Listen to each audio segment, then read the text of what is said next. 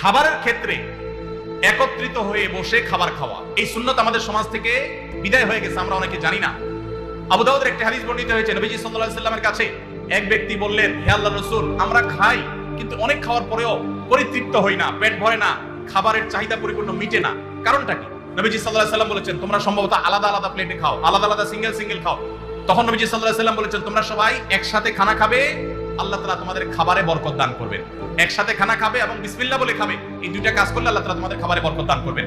এইজন্য ভাইরা, বাসা বাড়িতে এক প্লেটে স্বামী স্ত্রী দুজন আছেন, এক প্লেটে খাবেন, বাচ্চাদেরকে নিয়ে বড় প্লেট নিয়ে খানা খাবেন, এটা সুন্নাত। নবীজি সাল্লাল্লাহু আলাইহি ওয়াসাল্লাম উৎসাহ দিয়েছেন, কিন্তু আমাদের সমাজ থেকে এটা এখন হারিয়ে গেছে, নাই বললে চলে। আমরা সবাই যার যার মতো খানা খাই। এইজন্য এই কাজটাও আমাদের আমলে, আমাদের রিজিকে, আমাদের হায়াতে বরকত দিবে ইনশাআল্লাহ।